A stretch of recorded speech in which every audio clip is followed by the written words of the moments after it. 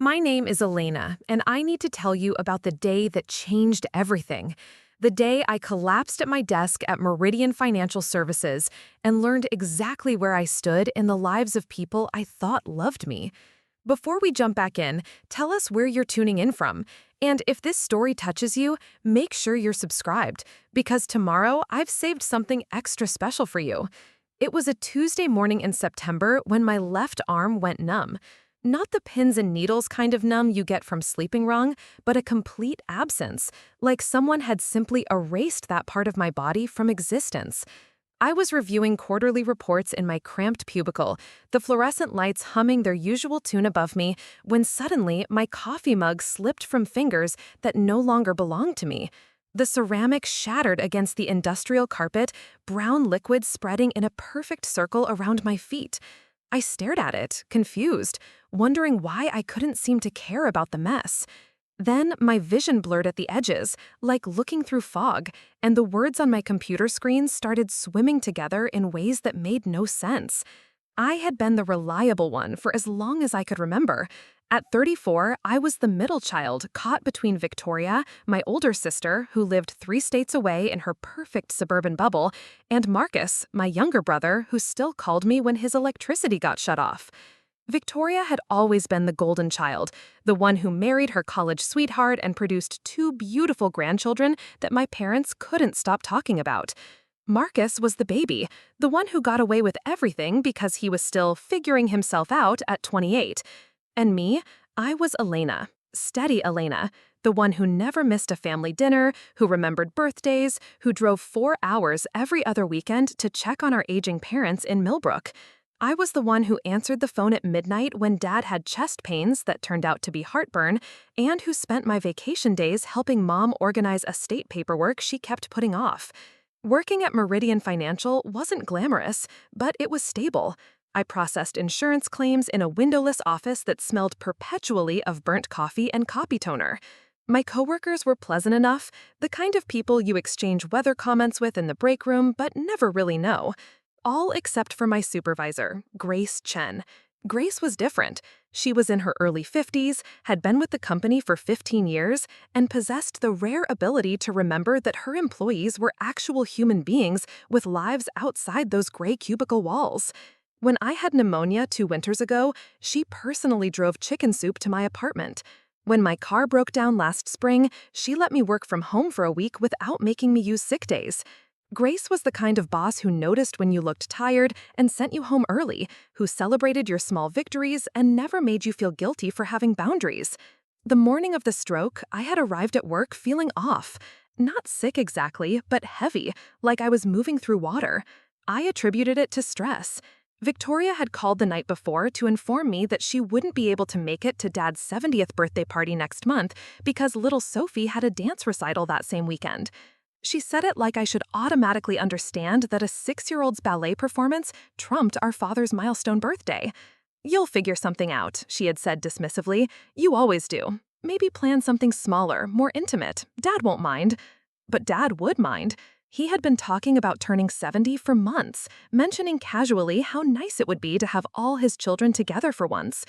I had already started planning, researching catering options, thinking about decorations, trying to coordinate with Marcus, who was characteristically unreliable about returning calls. I was still thinking about Victoria's casual dismissal when the numbness started. At first, I flexed my fingers, rolled my shoulders, assumed I had been hunched over my computer too long. The morning reports were particularly dense that day, columns of numbers that needed to be cross-referenced and verified. I prided myself on accuracy, on being the person Grace could depend on to catch discrepancies others missed. But then my hand stopped responding. I watched, detached and increasingly alarmed, as my fingers refused to grip my pen. The numbness spread up my arm like cold water, and suddenly my tongue felt thick in my mouth. I tried to call out, to get someone's attention, but the words came out slurred and strange. "Help," I managed, though it sounded more like "hep." The coworker in the next cubicle, Janet from accounting, glanced over with mild curiosity. "You okay, honey?" she asked. But before I could answer, the room tilted sideways and I felt myself sliding off my chair. The next few minutes were a blur of concerned voices and rushing footsteps. I remember Grace's face appearing above me, her dark eyes wide with worry, her hand cool against my forehead. I remember her voice, steady and commanding, directing someone to call 911, telling someone else to find my emergency contact information in my personnel file. "Elena, stay with me," she kept saying. "You're going to be okay. Help is coming." I tried to focus on her face, tried to anchor myself to something solid while my body seemed to be betraying me in ways I didn't understand. My vision kept shifting, like someone was adjusting the focus on a camera, and sounds seemed to come from very far away, even though I knew people were right beside me. The paramedics arrived with their efficient calm and professional urgency. They asked me questions I couldn't answer properly, shined lights in my eyes, took my blood pressure. One of them, a young woman with kind eyes, explained what they were doing as they loaded me onto a stretcher. "We're taking you to St. Mary's Hospital," she said. "You're showing signs of a stroke, but you're young, and we caught it early. That's good. That's very good." A stroke. The word hit me like a physical blow. Strokes happen to elderly people, to people who didn't exercise or eat vegetables or manage their stress properly. I was 34. I ran 3 miles every morning before work. I ate salads and took vitamins and had normal blood pressure at my last physical. As they wheeled me through the office toward the elevator, I saw Grace following behind, her face tight with concern. She was clutching her phone and speaking in rapid, urgent tones to someone on the other end. "Yes, this is Grace Chen from Meridian Financial. I'm calling about Elena Rodriguez, one of my employees. She's had a medical emergency and is being transported to St. Mary's Hospital right now." There was a pause, then her voice became sharper. "What do you mean you can't be reached? This is an emergency. Your sister needs you." Even through the fog of whatever was happening to my brain, I realized she was calling Victoria.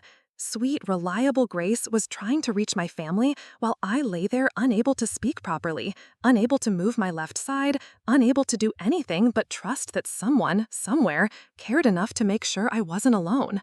The ambulance ride passed in a series of medical procedures and reassuring words from the paramedics. They started an IV, checked my vitals repeatedly, called ahead to the hospital with updates I couldn't fully process. The young woman with kind eyes held my right hand, the one that still worked, and kept telling me I was doing great, that I was being very brave. I wasn't being brave. I was terrified. But I was also struck by the strange clarity that sometimes comes in moments of crisis. Preparing and narrating this story took us a lot of time, so if you are enjoying it, subscribe to our channel. It means a lot to us. Now back to the story. As the ambulance sirens wailed through the streets of downtown, carrying me toward an uncertain future, one thought kept circling through my confused mind. Grace Chen, my boss, was the person fighting to reach my family.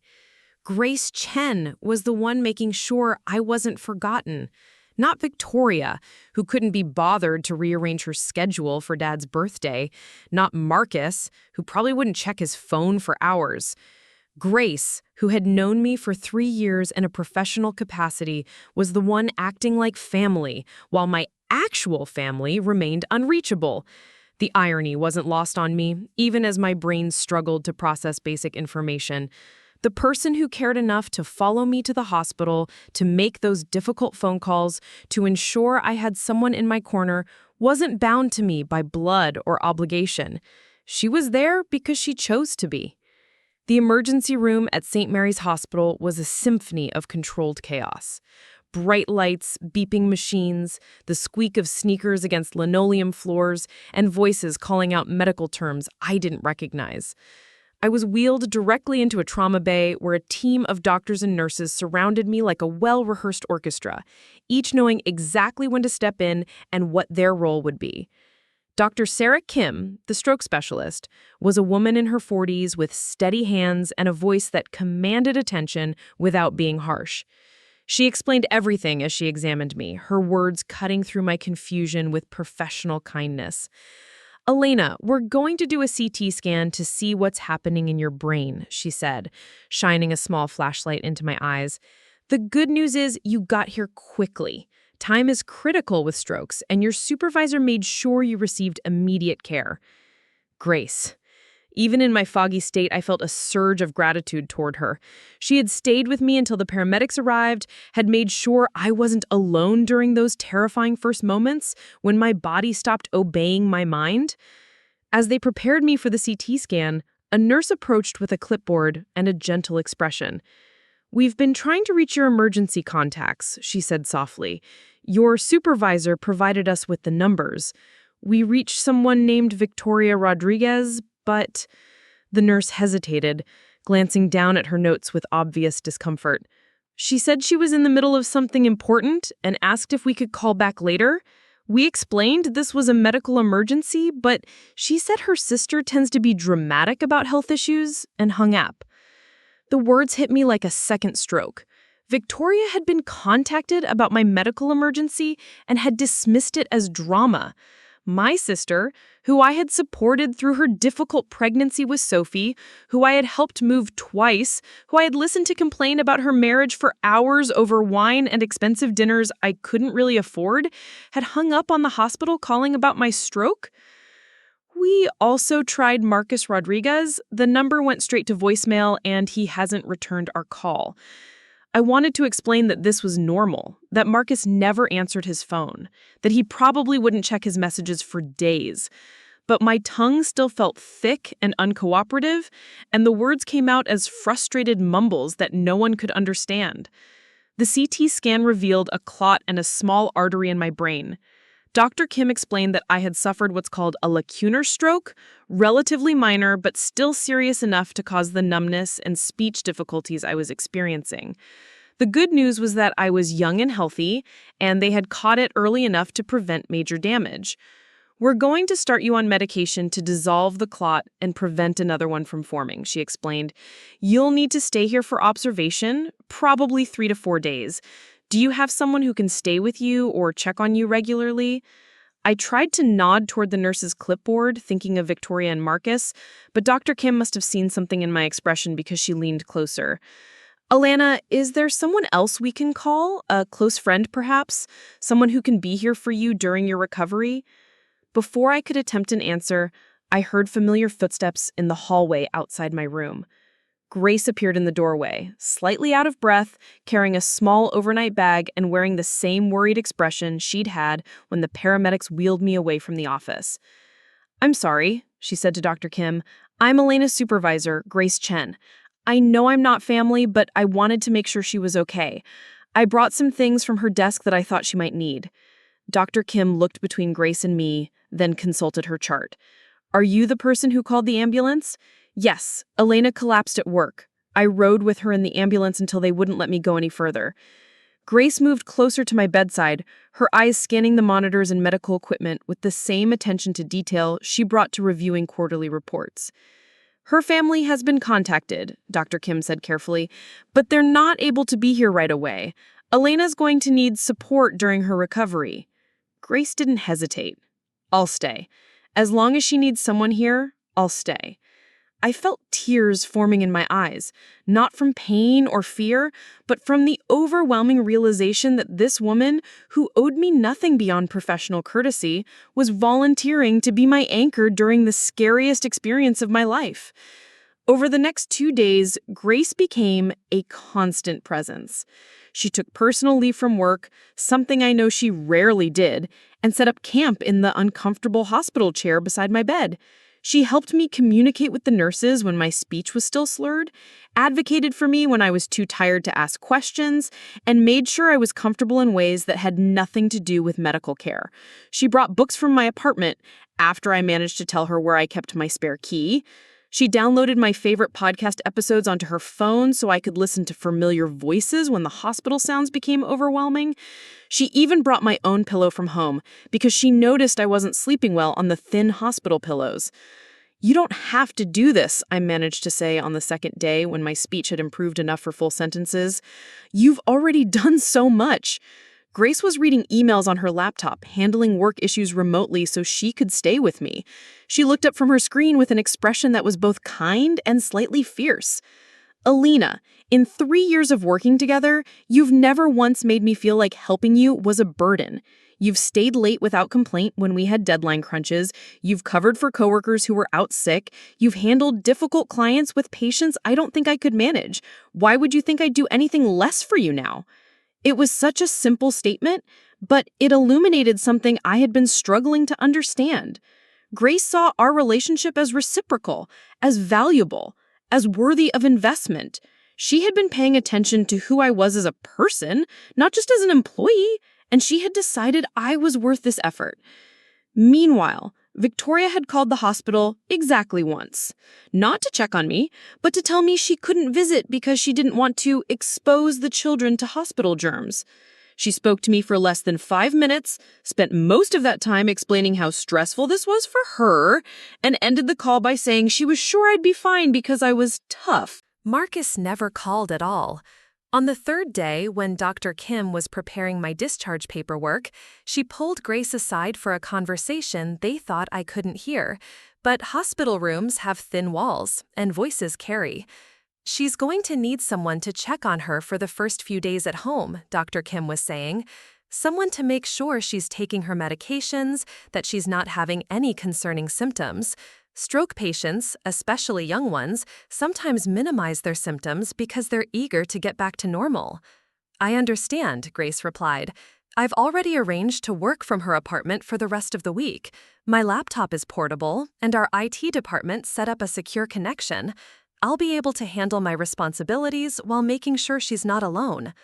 I lay there listening to my boss, this woman who had known me for 3 years in a professional capacity, making arrangements to essentially move into my apartment to take care of me. She was restructuring her work schedule, her personal life, her entire week to ensure I had the support I needed. The contrast with my family's response was so stark it almost felt surreal. The people who shared my DNA, who had grown up in the same house, who claimed to love me unconditionally, had found my medical emergency inconvenient. But Grace, who owed me nothing beyond workplace courtesy, had made me her priority without question or hesitation. As she helped me gather my things to leave the hospital, I realized something fundamental had shifted in my understanding of what family meant. Blood relation didn't guarantee loyalty or care, but choice, conscious choice to show up for someone, to invest in their well-being, to be present during their most vulnerable moments, that was something precious and rare. Grace had chosen me, not out of obligation, not because she had to, but because she had decided I was worth choosing. And for the first time in my adult life, I felt truly valued by someone whose opinion I respected. Recovery at home was a strange mix of vulnerability and revelation. My small one-bedroom apartment had never felt so much like a sanctuary, but it also couldn't hide the glaring absence of the people who should have been there. Grace had transformed my living room into a makeshift office, her laptop balanced on my coffee table, her work papers organized in neat stacks beside my medication schedule. She moved through my space with respectful efficiency, never making me feel like an invalid, but always staying close enough to notice if I needed help. When my left hand trembled too much to open a water bottle, she was there without my having to ask. When I got frustrated trying to button my cardigan, she helped me switch to clothes with zippers and elastic waistbands without making it feel like failure. The medication made me drowsy and sometimes confused, but Grace adapted her work schedule around my needs. She took calls in my bedroom with the door closed when I needed to nap. She prepared simple meals that were easy for me to manage with one fully functional hand. She even figured out how to work my complicated coffee maker, something I hadn't bothered to teach anyone because no one had ever stayed in my apartment long enough to need coffee. On the 4th day home, something interesting happened. Grace was on a conference call, speaking in her professional voice about quarterly projections and budget allocations when my doorbell rang. Through the peephole, I saw a delivery person holding a large floral arrangement. I opened the door carefully, still moving slowly, and accepted a bouquet of white lilies and pink roses arranged in an expensive crystal vase. The card was signed by Victoria, with a message that read, "Sorry I couldn't be there. Hope you're feeling better soon. Love always." The flowers were beautiful, probably cost more than I spent on groceries in a month. But as I set them on my kitchen counter, I felt nothing. No warmth, no gratitude, just a hollow recognition that this was Victoria's way of managing her guilt without actually addressing it. She had sent flowers instead of showing up, money instead of time, a gesture instead of genuine care. Grace finished her call and noticed the arrangement. "Those are lovely," she said diplomatically. "They're from Victoria," I explained. And something in my tone must have conveyed my mixed feelings because Grace nodded with understanding. Flowers are nice, she said after a moment, but they don't make soup when you're too tired to cook. It was such a simple observation, but it crystallized something I had been struggling to articulate. Victoria's grand gestures, her expensive gifts, her dramatic declarations of love, they were all performance. They were ways of being seen as caring without actually doing the work of caring. Grace, meanwhile, had spent 5 days doing the invisible, unglamorous work of actual care. She had helped me shower without making me feel embarrassed about my physical limitations. She had organized my medications and set reminders on her phone to make sure I took them on schedule. She had listened to me worry about missing work, about falling behind on projects, about being a burden, and had patiently reassured me that none of these concerns were as important as my recovery. The next morning, my phone rang. It was Dad, calling from Millbrook. "Elena, honey, how are you feeling?" His voice carried the strange cheerfulness of someone trying to manage his own anxiety. "Victoria told us what happened. We're so sorry we couldn't get there right away." I had been expecting this call, dreading it, and also desperately wanting it. Dad continued talking, explaining that Mom had been having some health issues of her own, nothing serious, just some tests that needed to be done. They had wanted to come, but didn't think they should leave Mom alone, and Victoria had assured them I was fine, that I didn't need visitors, that I would probably prefer to rest quietly. "Victoria spoke to the doctors?" I asked, though I already knew the answer. "Well, no," Dad admitted.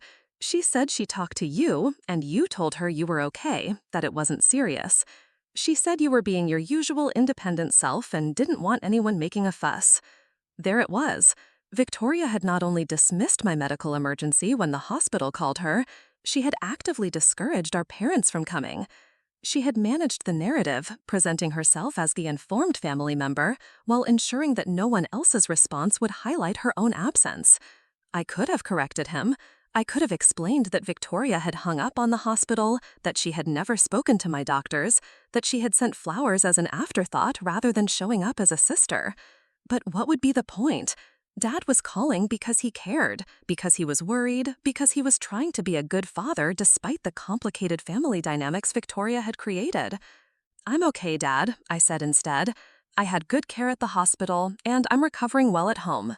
"Are you sure you don't need anything? Your mother wanted to come, but with her appointments this week." "I'm not alone," I told him, and it felt powerful to say it. "My boss Grace has been helping me. She's been wonderful." There was a pause, and I could hear the surprise in Dad's voice. "Your boss is taking care of you?" "She stayed with me at the hospital. She's been here all week, working from my apartment to make sure I'm okay." As I said it, I realized how extraordinary it sounded.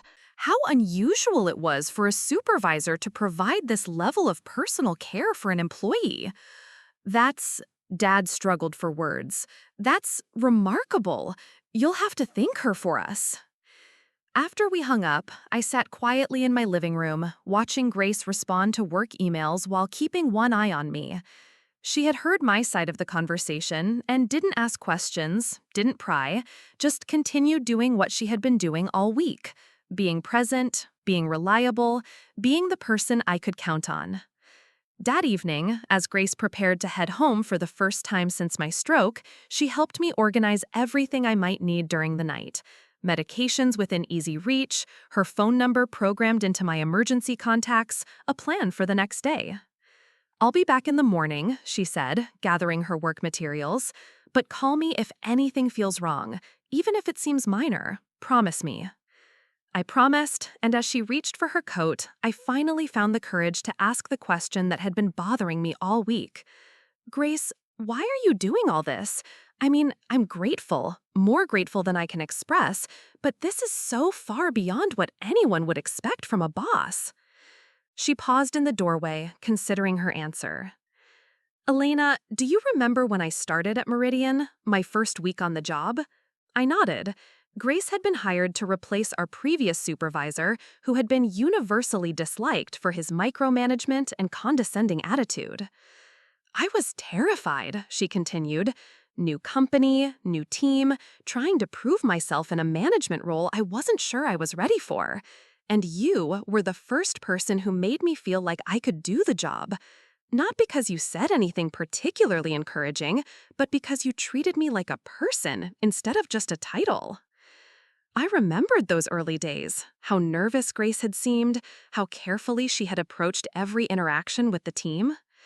You brought me coffee on my third day because you noticed I looked overwhelmed.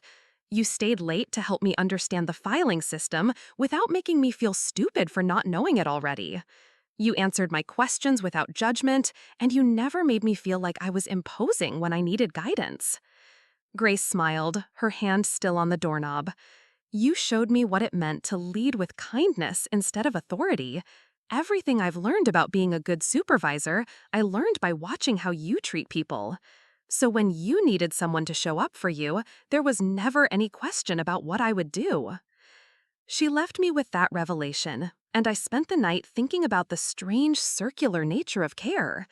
I had been kind to Grace when she was new and uncertain, not because I expected anything in return, but because it felt like the right thing to do. And now, years later, that kindness had come back to me in my darkest moment, multiplied and transformed into something I desperately needed.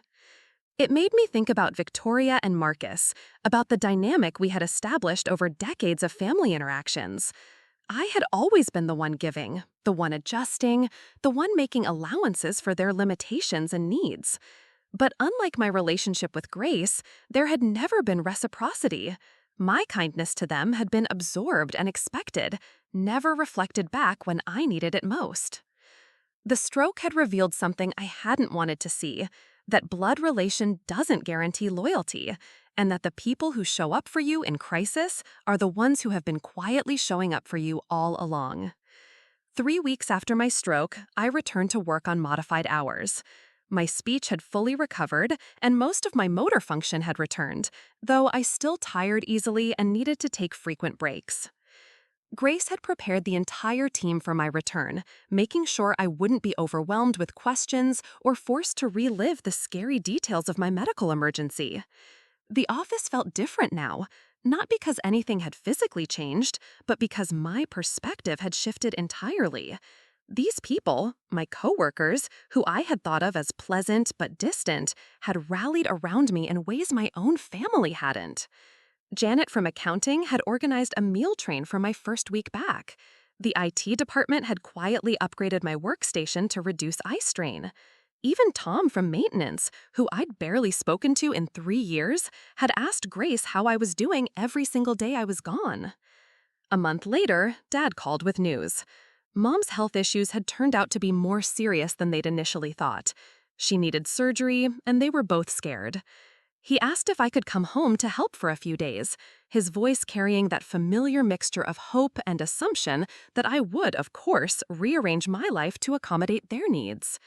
For the first time in my adult life, I paused before automatically saying yes. I thought about Grace, who had reorganized her entire world to care for me without being asked. I thought about my coworkers, who had shown genuine concern for my well-being. I thought about the flowers Victoria had sent instead of herself, and Marcus, who still hadn't called. I can't, I said quietly. I'm still recovering myself, and I can't risk another stroke by taking on too much stress right now. The silence on the other end was deafening. Dad had never heard me say no before, not to family, not to anything that involved their welfare. But Elena, he started, we really need you. Victoria can't leave the children, and Marcus has work commitments. And I have health commitments, I replied, surprised by the steadiness in my own voice. I'm sorry Mom is going through this, and I hope the surgery goes well, but I'm not the only child you have. After I hung up, I felt something I had never experienced before when it came to family. Peace. Not guilt, not the familiar anxiety of letting people down, just calm certainty that I had made the right choice for myself. Grace found me at my desk an hour later, staring out the window with a slight smile on her face. "Everything okay?" she asked, that same gentle concern in her voice that had carried me through my darkest week. "Everything's perfect," I said, and meant it completely. 6 months later, Grace and I had coffee every Friday after work. Not because we had to, but because we chose to. We talked about work sometimes, but mostly we talked about life, about books, about travel plans and weekend projects. She had become more than my boss, more than the person who had saved my life during my medical emergency. She had become family, the kind you choose deliberately, consciously, with full appreciation for what they bring to your world. Victoria still sent expensive gifts on holidays. Marcus still called when he needed something. My parents still expected me to be available whenever they needed support. But I had learned something invaluable from my stroke and its aftermath. The people who show up for you in crisis are the ones worth showing up for in return. Grace had taught me that love isn't about blood relation or obligation. It's about consistent choice, daily decisions to invest in someone's well-being, and the quiet heroism of simply being present when presence matters most. She had been my boss, but she had chosen to be my family when family failed me. And that choice, that conscious decision to care deeply and act courageously, had given me the blueprint for every relationship that mattered going forward. Up next, you've got 2 more standout stories right on your screen. If this one hit the mark, you won't want to pass these up. Just click and check them out.